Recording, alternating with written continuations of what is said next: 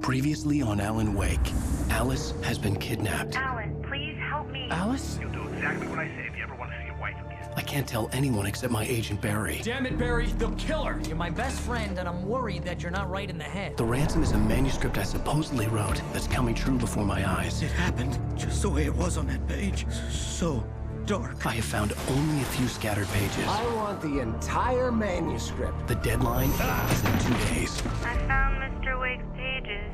Good girl. How the hell did she get her hands on the manuscript anyway? I don't know. She's resourceful. I told you were too hard on her. Listen, I found out all sorts of interesting stuff while I was digging around. Yeah. Mr. Wake, it's Sheriff Breaker. We have an FBI agent here, Agent Nightingale. FBI?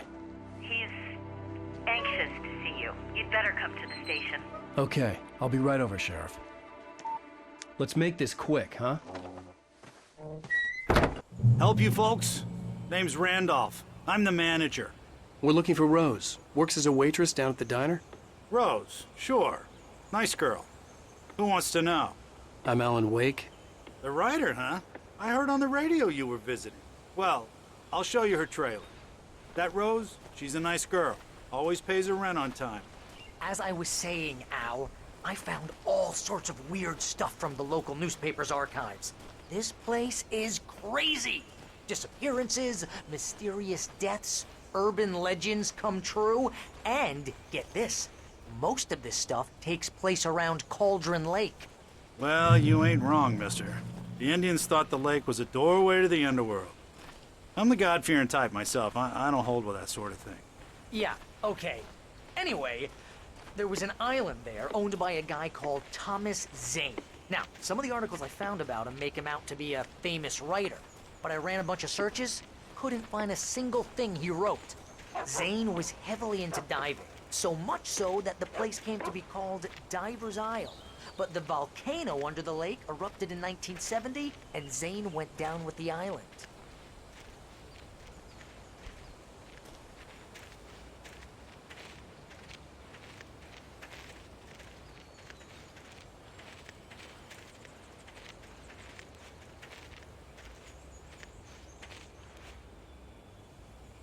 It gets better. A local girl, Barbara Jagger, drowned in Cauldron Lake just a week earlier. They were lovers. Sure, Jagger's a local spook story. The Scratching Hag comes for you in the dark. Childish stuff like that. Anyway, Al, I'm just getting to the best part. All of the articles about this stuff were written by Cynthia Weaver. I asked around, and she's that crazy bag lady you met. What, the lamp lady? She can be a little loopy, but she's not homeless or anything. Yeah, anyway, she knew both Jagger and Zane before they both died, and she had some kind of a breakdown.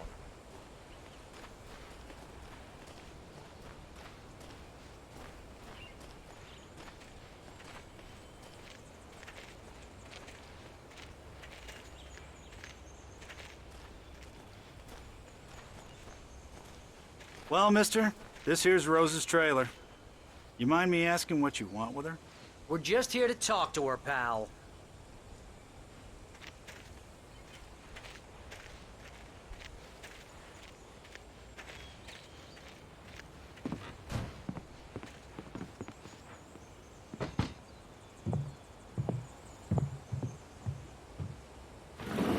Welcome to... Oh dear, Mr. Wake. I'm so glad you're here. Rose, you have my manuscript? Oh. Oh, yes. Yes. Please, come in. Hey, this is really good. Rose, Yes, my manuscript. I really need it. I understand. I know what you need. A muse to inspire you. Oh, for Barry? She doesn't have anything. Yeah, hey, Al? Al, what's... Oh...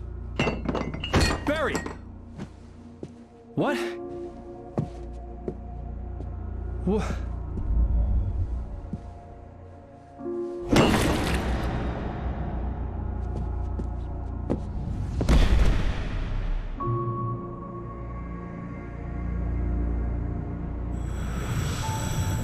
It's coming for you, hiding in my barber's skin. I'm too weak to stop it. You must turn the lights on.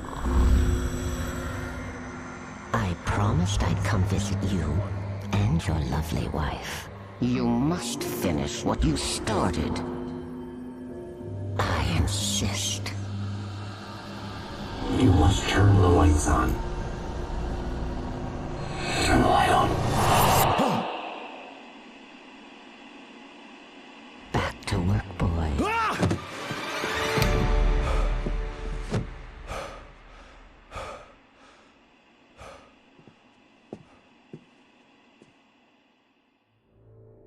I felt nauseous, hungover. Only anger kept me going. I can't tell reality from dream anymore, but it seems I have an imaginary editor to help me. She's an old woman in a funeral dress. I call her Barbara Jagger. She's very strict. I'm writing faster and faster. My manuscript is being heavily revised. The edits are getting very aggressive, and each day there's less of me and more of her. I hate it, but I know she's right. She promises me I can save Alice this way. She knows more of this than I do. About the complex incantation I'm attempting. About this place. She's worked with another writer under similar circumstances, Thomas Zane. The genre of the story seems to be shifting. It's turning into a horror story. I'm getting close. I can feel it.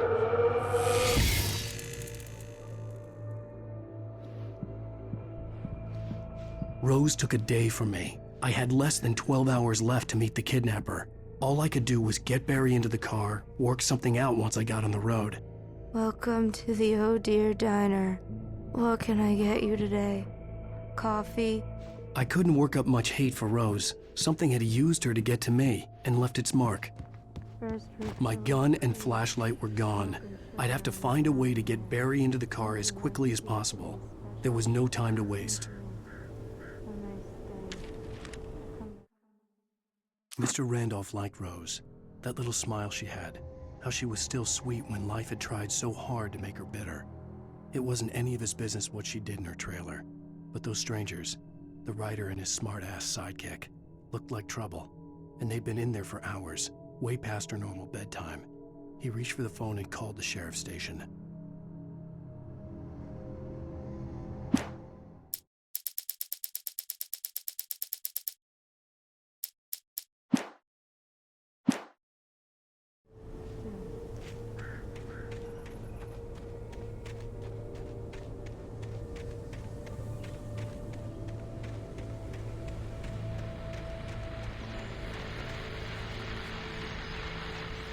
I just stepped outside to catch a breath of fresh air. Let me tell you, the weather's getting heavy.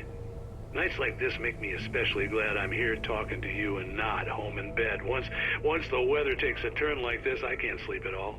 It's all tangled bed sheets and dark thoughts, punctuated by the occasional plunge into nightmare. Is it just me? Well, perhaps it is. But I hope I can make the night a little bit easier to get through. Caller, you're on KBF FM. Hey, Pat, it's Walt Snyder. What's on your mind, Walt? Well, I am the way you are, but, I can't sleep either, you know? I just been staring out the window here, trying to make sense of it all, but, I ain't been drinking either, you know? Well, you sound like a man with a problem, Walt. I had argument with Danny, and, then I got in trouble with the law, and, I'm just, I heard something like that, Walt. yeah, well, Danny's my best friend, and, they let me out on bail today, and now I'm just alone here at the window, waiting, man, and there's something in the air tonight, man. I was just outside looking up at the sky above our broadcast tower thinking the same thing. What are you waiting for, Walt? I don't know. Something's gonna happen.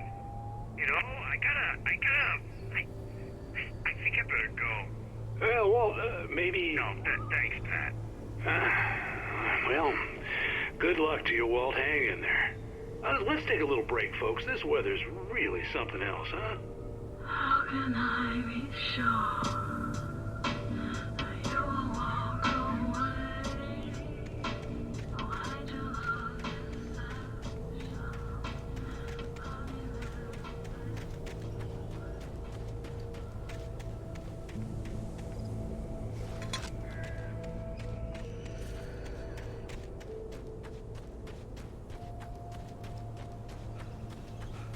Oh, you're gonna get it now.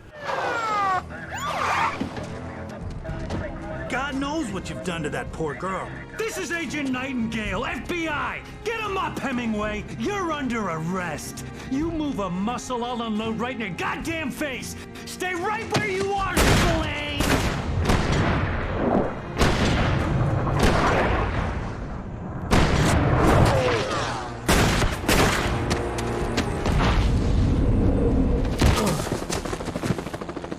What are? I'm standing right here, you goddamn maniac!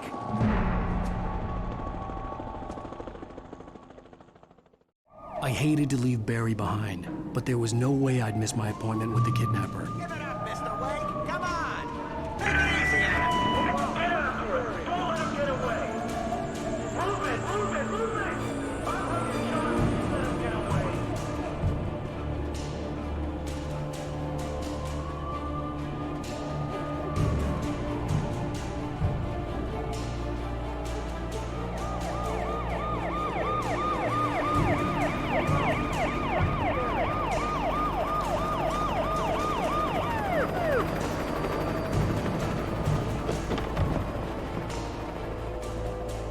There he is! We have the suspect in sight! Okay, men, keep your eyes peeled. He's gonna try to make it from here. Oh, damn. Fan out! Go!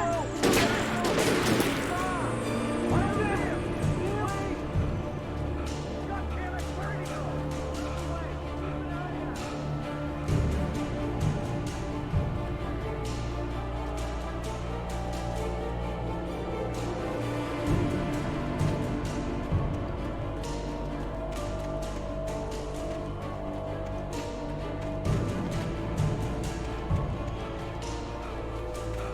He's gone!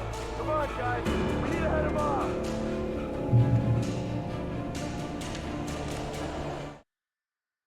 For decades, the darkness that wore Barbara Jagger's skin slept fitfully in the dark place that was its home and prison.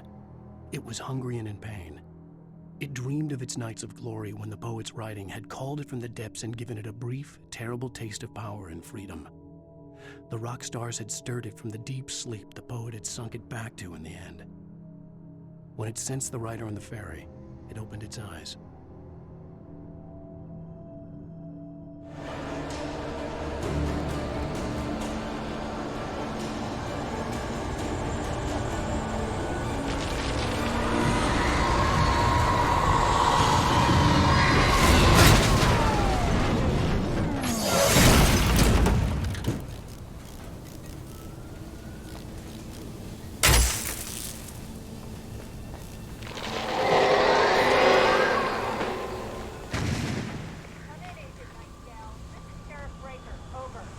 Nightingale, over.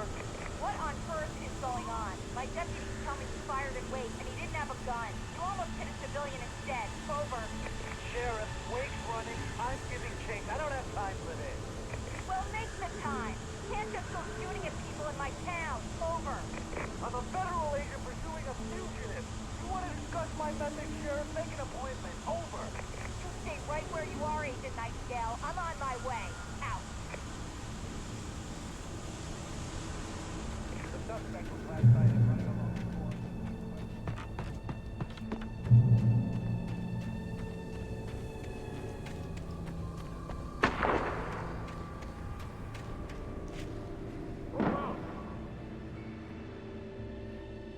Search the area.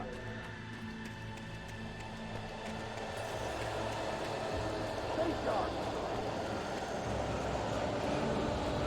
This way. Over here.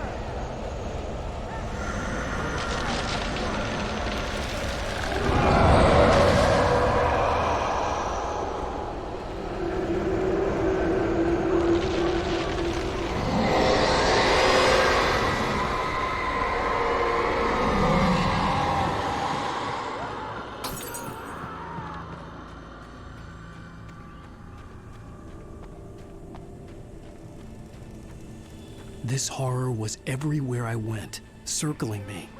The cops didn't stand a chance. They were after a writer, not a monster. Wait, are you seriously telling me that geek writer just took out my deputies? Are you kidding? I mean, have you seen this guy? He wears a tweed jacket. Over. He's the guy we're chasing. If it's not him, who then? Bigfoot? Over. I don't know yet, but I'm not in the habit of jumping to conclusions. That tends to come back and bite you in the ass. Out.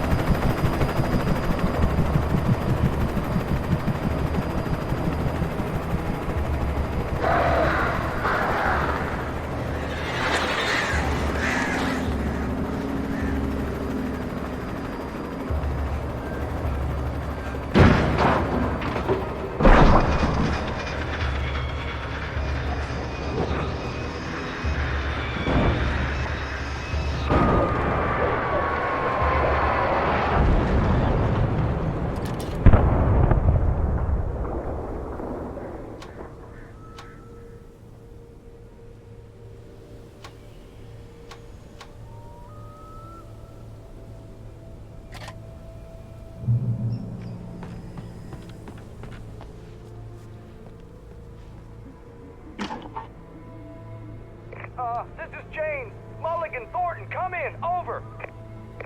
Thornton here. James, we got both Wheeler and Rose in custody. They didn't put up a fight or anything. Why, they were... Hey, Mulligan, what are you doing? Come on! Sit down and give me that. James, Mulligan here. Over. Go ahead, Mulligan. Over. We got Wheeler and Rose here. Wheeler's drunk or hopped up on something. Speaking of which, that Fed had a pretty distinctive whiff of Otis Scotch about him, if you know what I mean. Over. I don't have anything on that, Deputy Mulligan. Over. Well, whatever. Anyway, Rose is just being plain weird here. You better get Doc in to take a look at both. Over.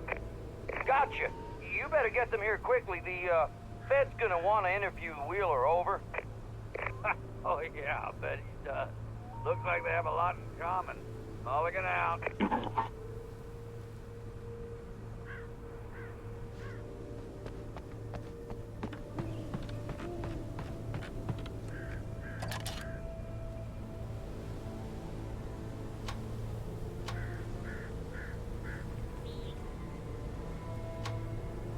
I could see the lights of the radio station in the distance.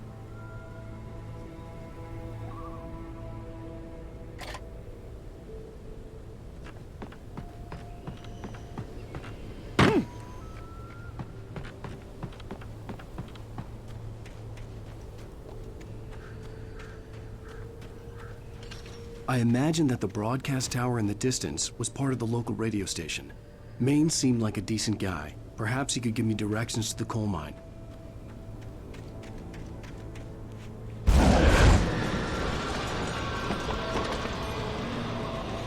Unnatural shadows clung to the gate. The darkness that was after me was trying to stop me. I wouldn't get through without light.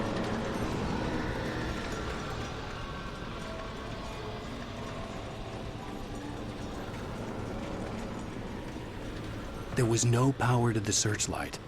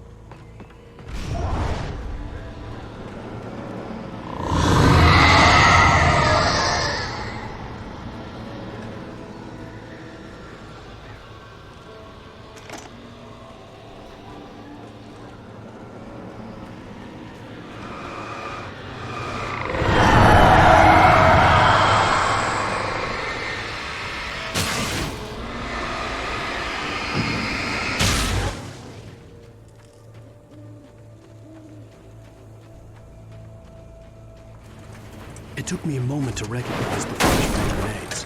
They were an ideal weapon for my situation. Team 1, come in. Over.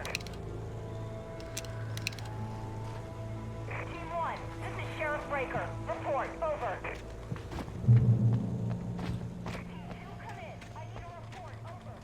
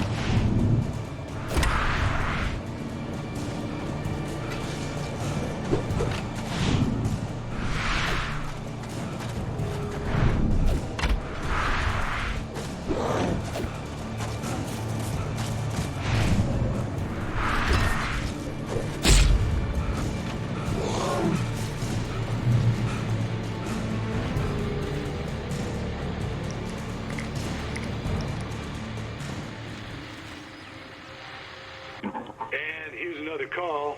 You're on KBF-FM with Pat Maine. It's Milt Peabody, Pat. What's on your mind, Milt? Well, I live near the trailer park, Pat, and there's a big ruckus going on over there. Well, that's just up the road from me, too. What's going on, do you know? I don't know, but there's a bunch of police cars there, lots of sirens, a helicopter buzzing around, and I think I heard some gunshots. Gunshots? Yes, sir, like from a pistol. So can you find out what's going on? Because it's just next door and they're popping off guns there. They're still shooting? No, it was maybe 10, 15 minutes ago. It sounds serious, Pat. I'm telling you, it don't sound like no party. Well, I'm certainly going to give the station a call, Milt. Okay. You'll hear it here as soon as I hear from them. Okay, thanks.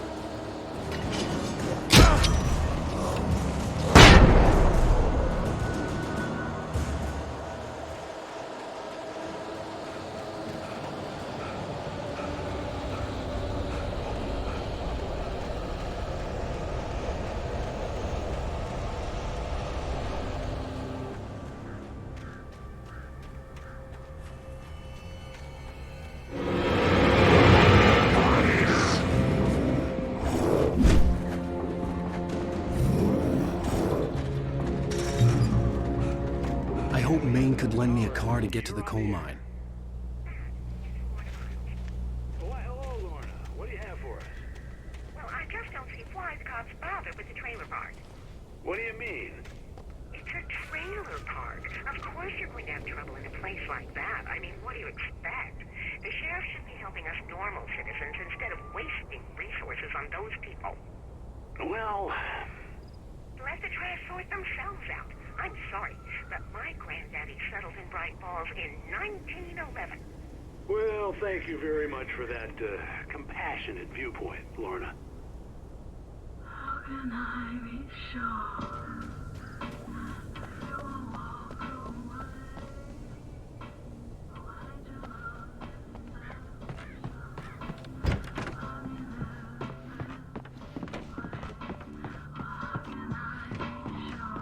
Oh, here's a little surprise. The famous writer Alan Wake just walked in. Folks, I'm going to see if I can talk him into an interview. Come on in, Mr. Wake. Oh, I'm so glad you could find the time to do this, Mr. Wake.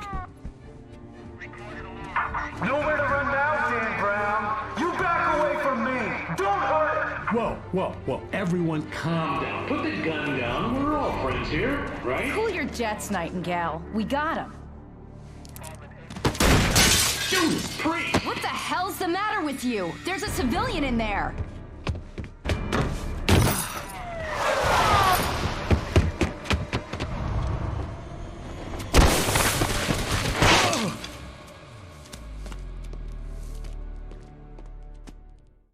I'll get you yet, even if it kills me. You hear me? You hear me, H.P. Lovecraft? I had fallen off so many cliffs it was ridiculous. That's what you get for naming a book The Sudden Stop. It was probably good I hadn't had the chance to tell Maine where I was going. I'd have to lose the cops and find my own way to the mine.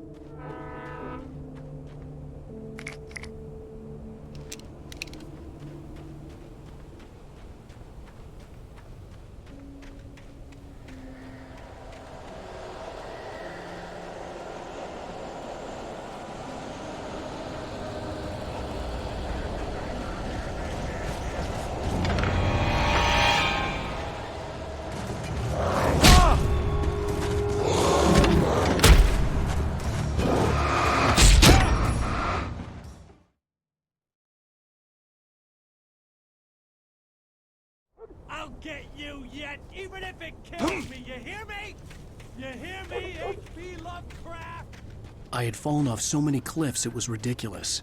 That's what you get for naming a book The Sudden Stop. It was probably good I hadn't had the chance to tell Maine where I was going. I'd have to lose the cops and find my own way to the mine.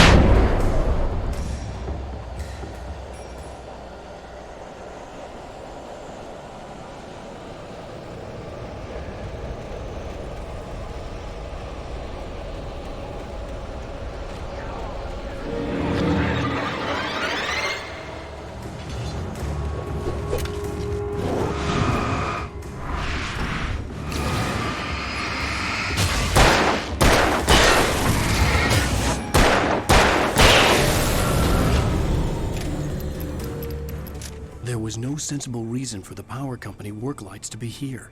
It was almost as if they'd been left for someone like me to use.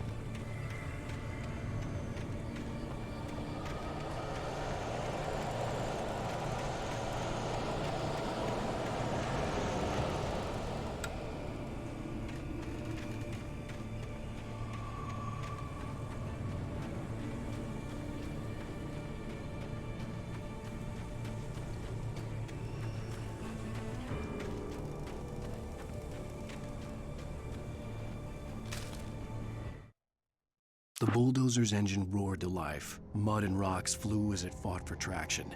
It crashed through the concrete wall and landed heavily in the yard. If it were an animal, it would have shaken its head after the impact, fixed its eyes on me, and charged. Of course, it had no head, nor eyes. Shadows crawled on its form, twisting it into a monster. Then, it came for me.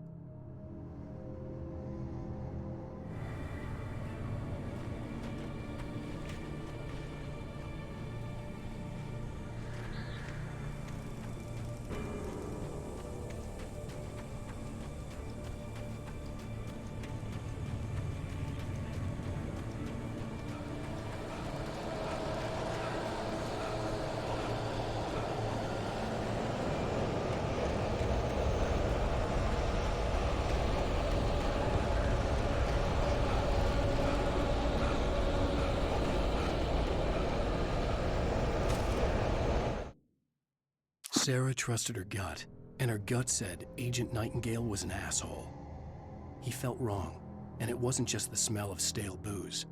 It was in the way he flashed his badge, pulled rank, the look in his eyes when he wanted answers. Where was Alan Wake? What was this about an accident? Where was his wife? And most importantly, why did she let Wake go? He wouldn't answer her questions. Federal business was all he'd say.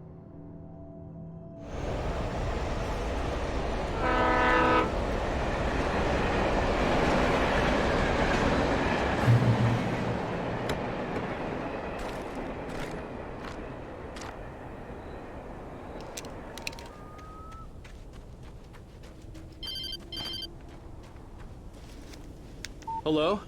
The most stubborn man I've ever met. Alice? Alice? Alan, I'm so afraid. It keeps me in the dark. Please help me. I look at you, Alan, and it's not you. Something else. Looking out from behind your eyes. Alice, I'm here.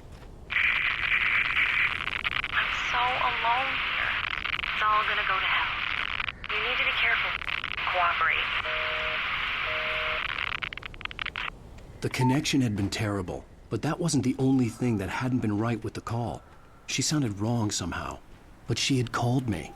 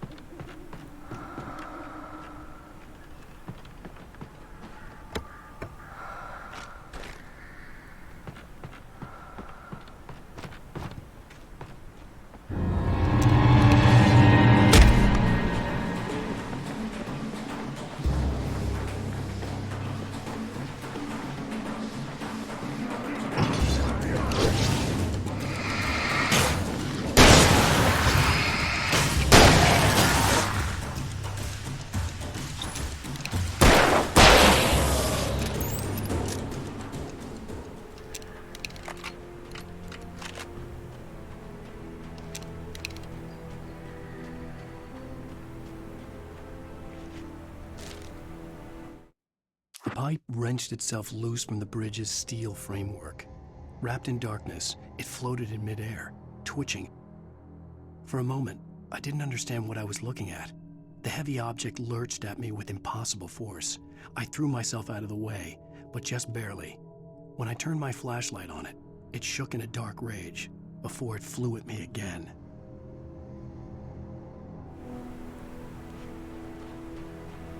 I could see a railway bridge up ahead and a warehouse of some sort on the opposite shore. I hoped I could find a car from there.